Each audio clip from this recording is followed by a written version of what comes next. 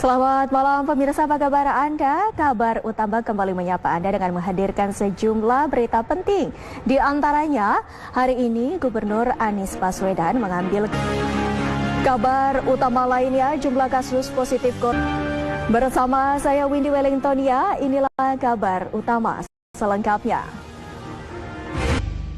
Pemirsa, ke kabar pertama, setelah sebelumnya menutup sejumlah tempat wisata yang berada di bawah Pemprov DKI Jakarta, hari ini Gubernur Anies Baswedan mengambil kebijakan meliburkan sekolah untuk 2 pekan ke depan.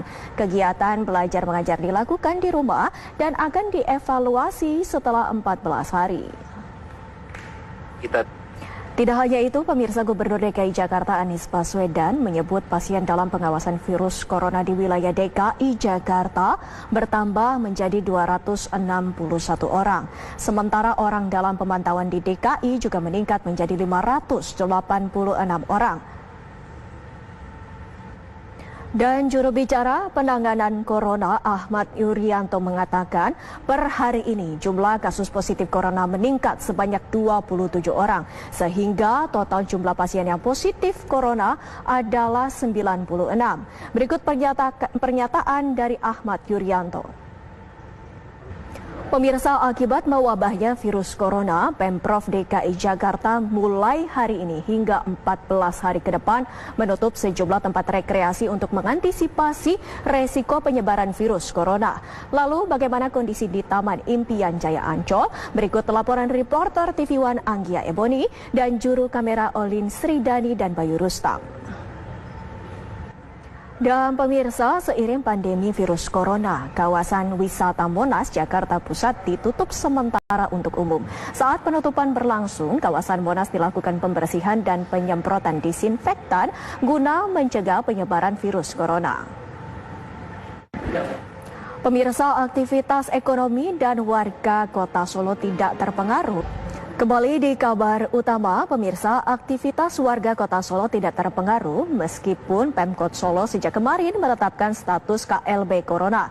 Penetapan kejadian luar biasa virus corona diambil setelah ada warga Solo yang meninggal dunia akibat virus corona. Pemirsa, kota Solo juga dikenal sebagai kota yang tidak pernah tidur. Lalu bagaimana kondisi kota Solo malam ini? Kita ikuti laporan langsung Arga Dumani yang memantau kawasan jajaran malam geladak di pusat kota Solo. Selamat malam Arga, setelah pengumuman KLB Corona, bagaimana aktivitas warga kota Solo pada malam hari ini? Silakan.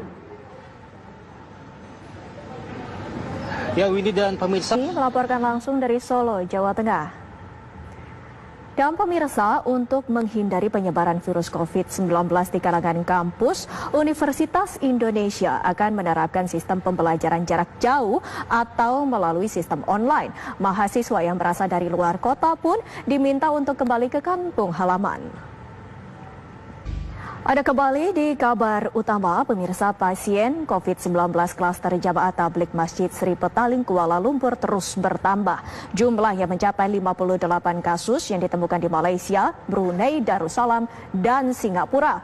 Sementara warga negara Indonesia dinyatakan positif infeksi virus corona di Malaysia.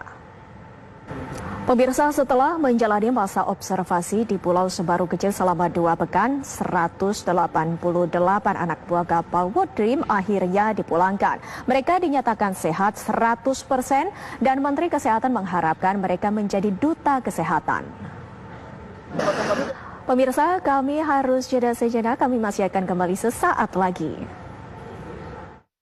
Saat lagi, tetaplah bersama kami.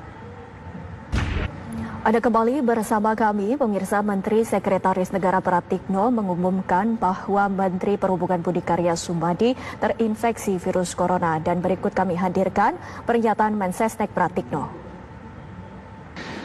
Yaitu tadi pemirsa, cuplikan kembali konferensi pers yang digelar di Kementerian Sekretaris Negara dan dinyatakan oleh Menteri Sekretaris Negara Pratikno sehubungan dengan Menteri Perhubungan Budi Karya Sumadi yang positif Corona atau COVID-19. Dan bersamaan dengan itu, saya Windy Wellingtonia pamit undur diri. Terima kasih atas perhatian Anda. Sampai jumpa.